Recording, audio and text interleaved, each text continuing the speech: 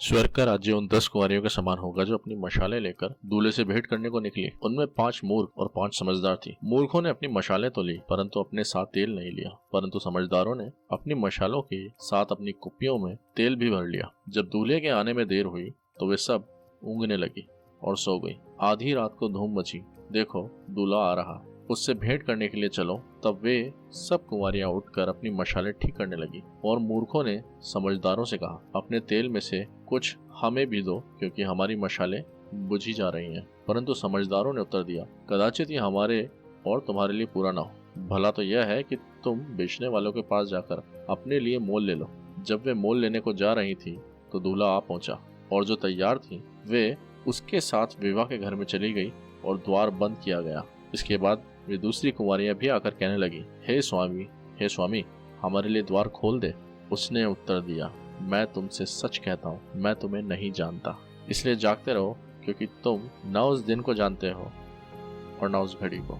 Hello guys, मैं हूँ यश और आज हम बात करेंगे मसीहों में शोषण किस प्रकार से है। और जितनों ने पहली वाली वीडियो धार्मिक शोषण के ऊपर नहीं देखी, पहले वो जाकर के देखिए क्योंकि उसके 11 उदाहरण इस वीडियो के 12वें उदाहरण से जुड़े हुए हैं। तो 12वां उदाहरण है प्रभु यीशु मसीह का, क्योंकि वह सत्य है और सत्य ही पर बना रहा और लकीर का फकीर नहीं बना। उस समय के धर्म गुरुओं ने, जिन्हें सदूकी और फरूसी कहा जाता है, उन्होंने धर्म की शिक्षा को जानते हुए भी यीशु मसीह को सूली पर चढ़ा दिया। और ऐसे ही सदूकी फरीसी आज भी मसीहत में मौजूद हैं, मसीह लोगों में हैं। ऐसे तो बहुत सारे हिस्से हैं जो मैं उदाहरण के रूप में यहाँ पे ले सकता हूँ, पर यहाँ पे मैं एक हिस्सा लूंगा जो मसीहों में शोषण को अच्छी तरह से समझा सकता है। वह है मत्ती 23 अध्याय, उसका 1 से 36 आयत तक। और बढ़िया होगा जो इस वीडियो को समझना चाहें तो वीडियो पॉज करके पहले मत्ती 23 अध्याय को पढ़ सकते हैं ताकि आप आगे की वीडियो को और बेहतर समझ सकें। और जिनके पास अभी बाइबल नहीं है, आप गूगल कर सकते हैं। यीशु मसीह का सबसे ज्यादा टकराव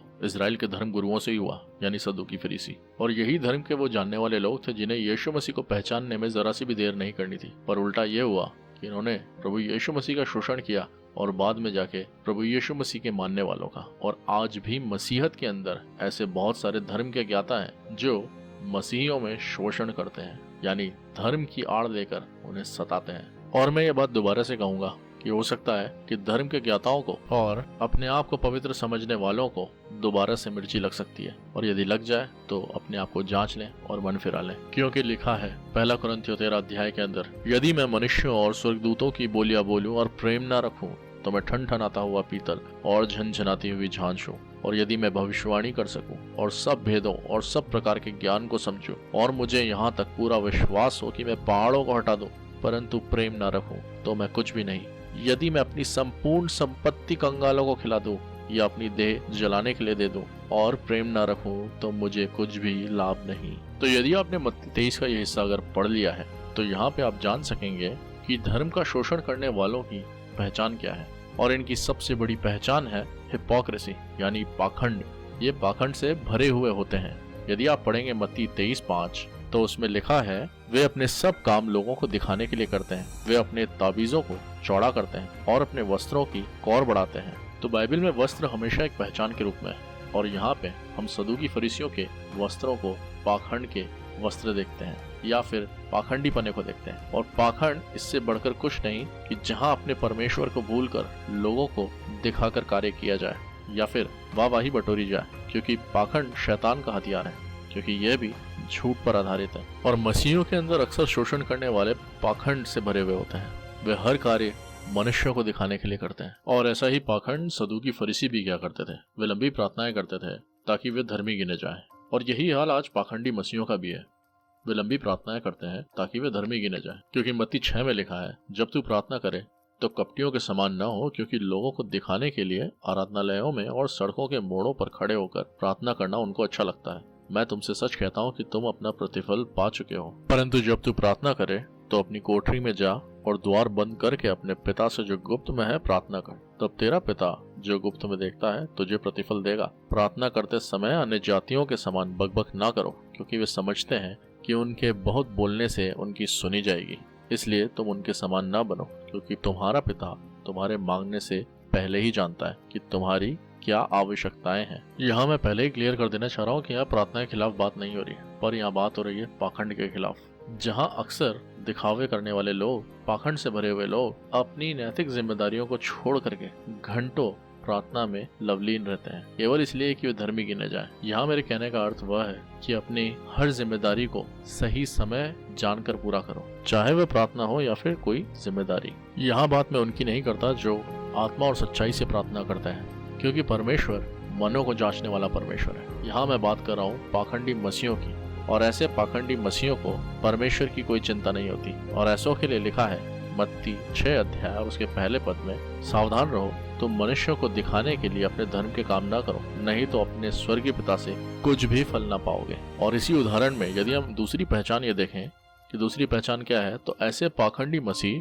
शोषण करते हैं। किस तरह? अपनी बात मनवाकर, और वे उस जन या परिवार की हालत और हालात दोनों ही खराब कर देते हैं। ये धर्म की आड़ लेकर अपने मंसूबे कामयाब करते हैं, ये अपना स्वार्थ पूरा करते हैं ताकि ये बड़े और धर्मी गिने जाएं। और इसी चीज को मैं एक उदाहरण से समझाना चाहूंगा। वह यह है कि अक्सर जवानों को ये सुनने को मिलता है कि वर्जिश करना, स्पोर्ट्स खेलना या जिम जाना टाइम वेस्टिंग है। और ये वही लोग हैं जिनके पेट बाहर निकले हुए हैं, या फिर वो अपने फिटनेस खो चुके हैं, और उनकी फिटनेस खोने के कारण उनमें कई बीमारियां पनप चुकी हैं। और अपनी इस बात को मनवाने के लिए हो सकता है वो तमाम बाइबल वर्ड्स आपको सुना दे, और यहाँ पर अक्सर ऐसे लोग गलत ठहर जाते हैं। यह मैं इसलिए कह रहा हूँ कि शरीर जो है वो परमेश्वर की ओर से मनुष्य के लिए एक गिफ्ट है, और ये भी परमेश्वर की ओर से दिया हुआ है, और उस शरीर का ख्याल रखना आपकी नैतिक जिम्मेदारी है। और यहाँ पर आप तब गलत हो सकते हैं जो समय आपको परमेश्वर को देना है आप नहीं दे रहे। पर यदि आप हर चीज समय से करते हैं, चाहे वो कसरत हो या परमेश्वर को समय देना हो, और उसमें भी आपको कोई ये कहता है कि वर्जिश करना, शरीर पे मन लगाना है, तो ये गलत है। क्योंकि नशा करना, व्यभिचार करना, आलस्य, पेटूपन, अपनी सामर्थ्य पर फूलना या कोई निर्लज्जता का काम करना ही शरीर पर मन लगाना है। पर वर्जिश करना परमेश्वर के दिए उस गिफ्ट का ख्याल रखने जैसा है। क्योंकि लिखा है पहला कुरिन्थियों उसके 6 अध्याय और उसके 17 वर्ष में, और जो प्रभु की संगति में रहता है वह उसके साथ एक आत्मा हो जाता है। और 19 में, क्या तुम नहीं जानते कि तुम्हारी देह पवित्र आत्मा का मंदिर है जो तुम में बसा हुआ है और तुम्हें परमेश्वर की ओर से मिला है, और तुम अपने लिए नहीं हो क्योंकि दाम देकर मोल लिए गए हो, इसलिए अपनी देह के द्वारा परमेश्वर की महिमा करो। तो यदि आप एक्सरसाइज करते हैं, अपने आप को ट्रेन करते हैं, स्पोर्ट्स खेलते हैं, आपके शरीर के द्वारा परमेश्वर की महिमा होनी चाहिए। आपकी सामर्थ्य किसी असहाय के लिए सुरक्षा और सहायता दोनों ही होनी चाहिए। और ऐसे ही पाखंडियों की एक निशानी अगर आप देखेंगे तो वो यह है मत्ती 23 अध्याय और उसके दूसरे वचन में, तब यीशु ने भीड़ से और अपने चेलों से कहा, शास्त्री और फरीसी मूसा की गद्दी पर बैठे। वहीं यदि आप 4 वर्ष में चले जाएंगे तो वहाँ लिखा है, वे एक ऐसे भारी बोझ को जिनको उठाना कठिन है बांधकर उन्हें मनुष्य कंधों पर रखते हैं, परंतु स्वयं उसे अपनी उंगली से भी सरकाना नहीं चाहते। बॉस और लीडर वाला एग्जाम्पल हम सब ने कहीं ना कहीं सुना ही है। ठीक उसी प्रकार मूसा भी जो था वो एक लीडर था, और पृथ्वी के ऊपर उसके लिए कहा गया है कि वह सबसे नम्र मनुष्य था। यहाँ जो मैं कहना मांग रहा हूँ वो यह है कि वो कभी बॉस नहीं बनाया, उसने कभी बॉसगिरी नहीं की, पर वह सुख दुख भोग कर कार्य करता था। और यहीं अगर हम मसीहत के अंदर देखें तो यहाँ पे जहाँ पाखंडी लोग होते हैं या पाखंडी मसीह हैं, वे अपने से नीचे ओहदे वालों को ठीक इसी प्रकार से शोषित करते हैं, और स्वयं अपना काम न करके वो अपने से नीचे ओहदे वालों को उस काम की जिम्मेदारी सौंप देते हैं। और यहाँ पे मैं सिर्फ धार्मिक अगुओं की बात नहीं कर रहा हूँ, क्योंकि यदि आप अपने आसपास देखेंगे तो हो सकता है ये धार्मिक संस्थाएं भी हों, कलीसियाई समूह हो, ऑफिसेज हो, आराधनालय हो, जहाँ पर ये अपने मसीह भाई को भाई नहीं मजदूर समझ के काम करवाते हैं, या फिर वो जिम्मेदारियां जो उनसे जुड़ी हैं वो अपने संगी भाइयों से करवाते हैं। और जब ऐसे मसीह अगुए किसी प्रकार का सताव आपके साथ करते हैं तो समझ जाइए कि वहाँ पे चापलूस भी हैं।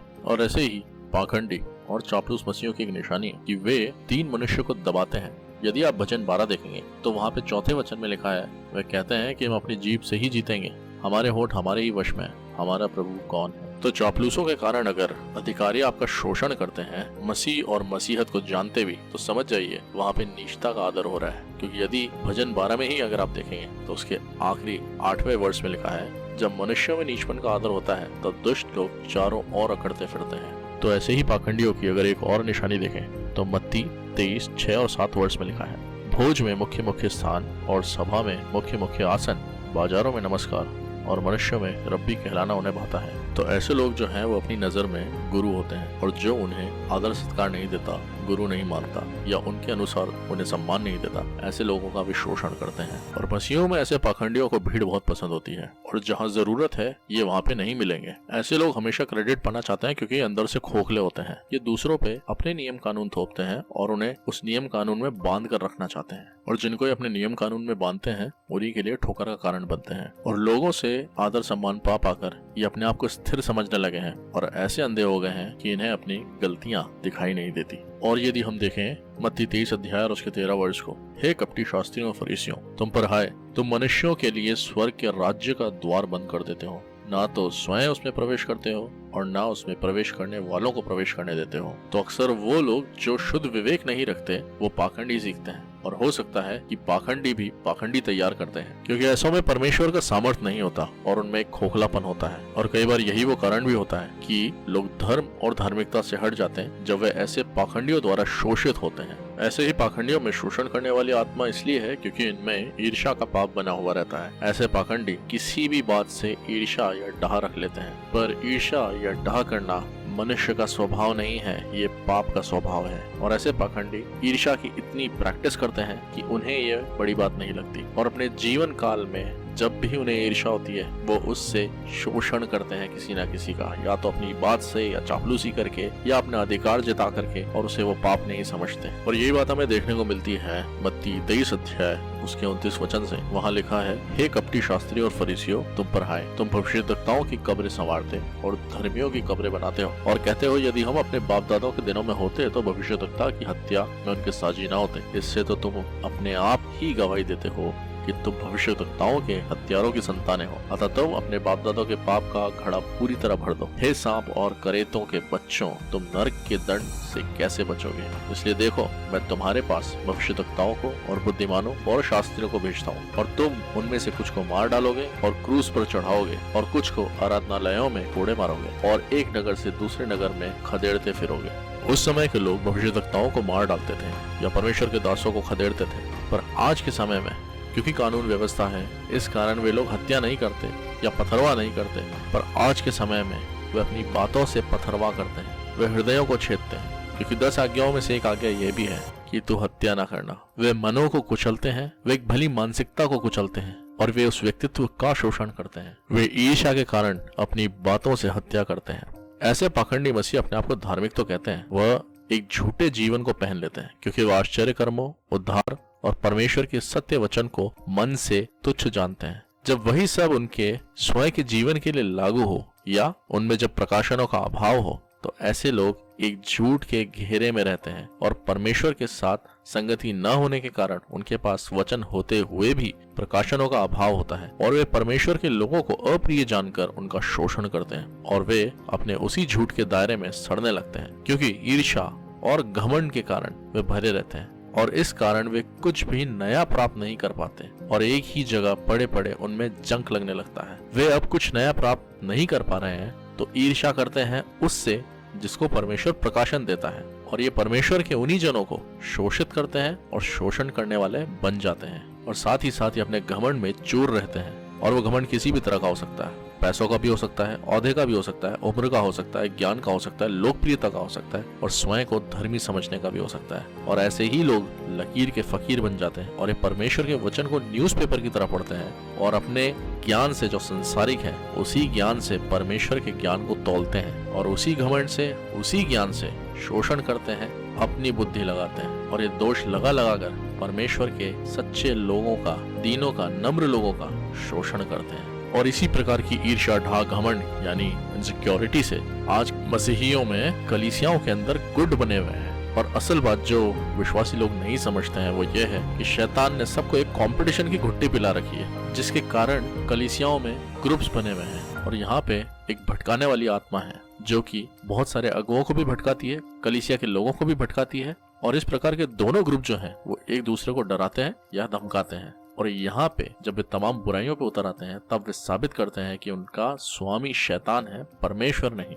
जैसा कि यूहन्ना 8:44 में लिखा है कि तुम अपने पिता शैतान से हो और अपने पिता की लालसाओं को पूरा करते हो। वह तो आरंभ से हत्यारा है और सत्य पर स्थिर न रहा, क्योंकि सत्य उसमें है ही नहीं। और शैतान के इसी झूठ से मसीहों के अंदर रगड़े झगड़े होने लगते हैं। तब वे परमेश्वर को न मान करके अपने जीवन से गवाही देते हैं कि उनका स्वामी शैतान है। मत्ती 23 अध्याय 16 से 25 की बात अगर हम करें तो यहाँ लिखा है, हे अंधे अगुओं, तुम पर हाय जो कहते हो कि यदि कोई मंदिर की शपथ खाए तो कुछ नहीं, परंतु यदि कोई मंदिर के सोने की सौगंध खाए तो उससे बन जाएगा। हे मूर्खों और अंधों, कौन बड़ा है, सोना या वह मंदिर जिससे सोना पवित्र होता है? फिर कहते हो कि यदि कोई वेदी की शपथ खाए तो कुछ नहीं, परंतु जो भेंट उस पर है, यदि कोई उसकी शपथ खाए तो बन जाएगा। हे अंधों, कौन बड़ा है, भेंट या वेदी जिससे भेंट पवित्र होती है? इसलिए जो वेदी की शपथ खाता है वो उसकी और जो कुछ उस पर है उसकी भी शपथ खाता है। जो मंदिर की शपथ खाता है वह उसकी और उसमें रहने वालों की भी शपथ खाता है। जो स्वर्ग की शपथ खाता है वो परमेश्वर के सिंहासन और उस पर बैठने वाले की भी शपथ खाता है। हे कपटी शास्त्रियों फरीसियों, तुम पर है, तुम पुदीने और सौंफ और जीरे का 10वां अंश तो देते हो, परंतु तुमने व्यवस्था को गंभीर बातों अर्थात न्याय और दया और विश्वास को छोड़ दिया है। चाहिए था कि इन्हें भी करते रहते और उन्हें भी न छोड़ते। हे अंधे अगो, तुम मच्छर को तो छान डालते हो परंतु ऊंट को निगल जाते हो। तो ऐसे ही पाखंडी मसीहों ने धर्म और सेवा को आज कमाई का साधन बना लिया है। वे अपना तर्क लगाकर अपनी ऊपकी बातों से जीवित वचन की गंभीर बातों को हटा देते हैं। वे परमेश्वर के वचन में मिलावट करते हैं। वे अपने खोखलेपन से परमेश्वर के पवित्र नाम को दूसरों के सामने दांव पर लगवाते हैं। सेवकाई इनके लिए प्रोस्पेरिटी है जो कि यही नष्ट हो जाएगी, यानी बंगला, गाड़ी, पैसा और शोहरत। इनके हिसाब से धरती की भौतिकता ही आशीष है और यह अपने कहने से शोषण करते हैं उनका जिनके पास बंगला, पैसा, गाड़ी या शोहरत नहीं है। उन्हें उनके बाप दादों के पाप गिना कर कहते हैं कि आप पर आशीष नहीं है, ये परमेश्वर के द्वारा आपके ऊपर एक बदला है। और ऐसी ही बातों से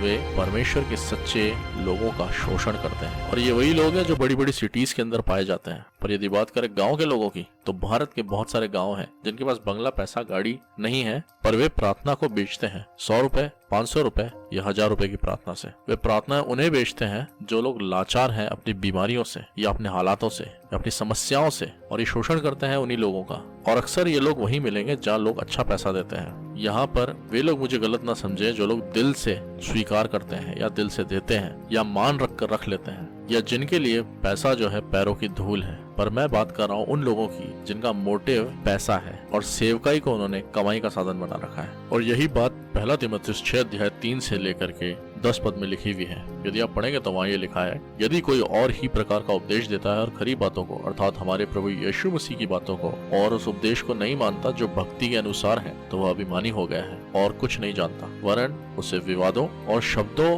पर तर्क करने का रोग है, जिससे डाह और झगड़े और निंदा की बातें और बुरे बुरे संदेह और उन मनुष्यों में व्यर्थ रगड़े झगड़े उत्पन्न होते हैं जिनकी बुद्धि बिगड़ गई है और वे सत्य से विहीन हो गए हैं, जो समझते हैं कि भक्ति कमाई का द्वार है, पर संतोष सहित भक्ति बड़ी कमाई है, क्योंकि ना हम जगत में कुछ लाए हैं और ना कुछ ले जा सकते हैं। यदि हमारे पास खाने और पहनने को हो तो इन्हीं पर संतोष करना चाहिए, पर जो धनी होना चाहते हैं वे ऐसी परीक्षा और फंदे और बहुत सी व्यर्थ और हानिकारक लालसाओं में फंसते हैं जो मनुष्यों को बिगाड़ देती है और विनाश के समुद्र में डुबा देती है। क्योंकि रुपये का लोभ सब प्रकार की बुराइयों की जड़ है, जिसे प्राप्त करने का प्रयत्न करते हुए बहुतों ने विश्वास से भटक कर अपने आप को नाना प्रकार के दुखों से छलनी बना लिया है। और ऐसे ही 1 पत्रस 5:2 और 3 में लिखा है कि परमेश्वर के उस झुंड की जो तुम्हारे बीच में है रखवाली करो, और यह दबाव से नहीं परंतु परमेश्वर की इच्छा के अनुसार आनंद से, और नीच कमाई के लिए नहीं पर मन लगाकर। जो लोग तुम्हें सौंपे गए हैं उन पर अधिकार न जताओ, वरन झुंड के लिए आदर्श बनो।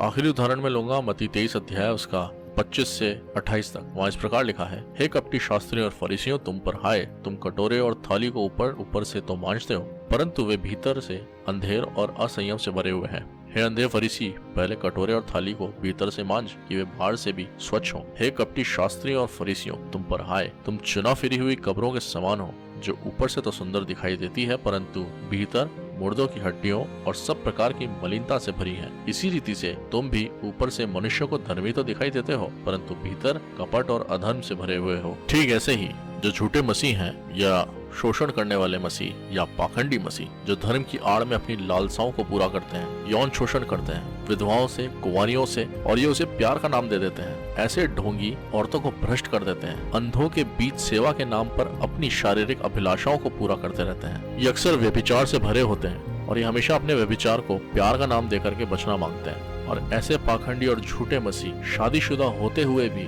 अपनी लालसाओं को पूरा करने में लगे रहते हैं। और यहाँ पर कोई ये ना समझे कि मैं यहाँ सिर्फ आदमियों की या बड़े बड़े अगुओं की बात कर रहा हूँ। मैं यहाँ बात कर रहा हूँ तमाम जवानों की, तमाम शादीशुदा पुरुषों की, तमाम स्त्रियों की और तमाम जवान लड़कियों की जो कहते हैं कि हम मसीह में हैं, हम मसीह की सहभागिता में हैं या हम मसीह में छुड़ाए हुए हैं, लेकिन फिर भी वे अपने पाप में कहीं ना कहीं बंधे हुए हैं। बहुत से लोग ये सोच रहे होंगे कि मसीहत में इतनी बुराई कैसे है। मसीहत में कभी बुराई नहीं है, बुराई लोगों में है, क्योंकि झूठों का और पाखंडियों का कोई धर्म नहीं होता। यदि आप दूसरा तीमुथियुस पढ़ेंगे और उसका 3रा अध्याय पढ़ेंगे तो आपको समझ आएगा कि इन समयों के अंदर ये ऐसा क्यों है। क्योंकि वहाँ लिखा है, पर यह स्मरण रख कि अंतिम दिनों में कठिन समय आएंगे, क्योंकि मनुष्य स्वार्थी, लोभी, डींगमार, अभिमानी, निंदक, माता पिता की आज्ञा टालने वाले, कृतज्ञ, अपवित्र, दया रहित, क्षमा रहित, दोष लगाने वाले, असंयमी, कठोर, भले के बैरी, विश्वासघाती, ढीठ, घमंडी और परमेश्वर के नहीं वरन सुख विलास ही के चाहने वाले होंगे।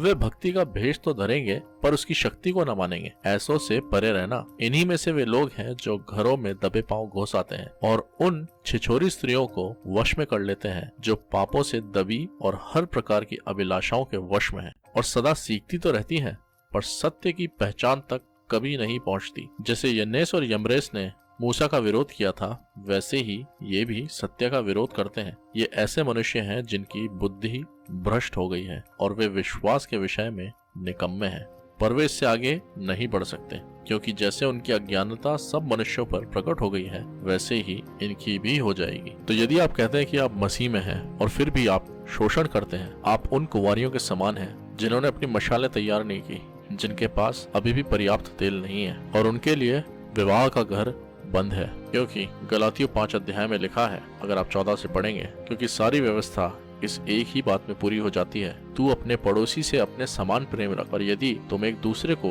दांत से काटते और फाड़ खाते हो तो चौकस रहो कि एक दूसरे का सत्यानाश न कर दो। पर मैं कहता हूँ, आत्मा के अनुसार चलो तो तुम शरीर की लालसा किसी रीति से पूरी ना करोगे, क्योंकि शरीर आत्मा के विरोध में है और आत्मा शरीर के विरोध में लालसा करता है और ये एक दूसरे के विरोधी हैं। इसलिए कि जो कुछ तुम करना चाहते हो वह न करने पाओ। और यदि तुम आत्मा के चलाए चलते हो तो व्यवस्था के अधीन न रहे। शरीर के काम तो प्रकट है, अर्थात व्यभिचार, गंदे काम, लुचपन, मूर्ति पूजा, टोना, बैर, झगड़ा, ईर्ष्या, क्रोध, विरोध, फूट, विधर्म, डाह, मतवालापन, लीला क्रीड़ा और इनके जैसे और काम हैं। इनके विषय में मैं तुमसे पहले कह देता हूँ, जैसा पहले भी कह चुका हूँ, कि ऐसे ऐसे काम करने वाले परमेश्वर के राज्य के वारिस न होंगे। और जो लोग ये सोचते हैं कि रैप्चर या सेकंड कमिंग जैसी कोई चीज नहीं है और वे अपनी मस्ती में मस्त रहना चाहते हैं, तो इस वचन पे जरूर ध्यान कर लें जो लिखा है नीति वचन 11 अध्याय और उसके 31 पद में, देख धर्मी को पृथ्वी पर फल मिलेगा तो निश्चय है कि दुष्ट और पापी को भी मिलेगा। तो मिलते हैं नेक्स्ट वीडियो में, और नेक्स्ट वीडियो होगी सताए हुए मसीहों की आशा और शोषण से कैसे बचें। तब तक के लिए गुड बाय।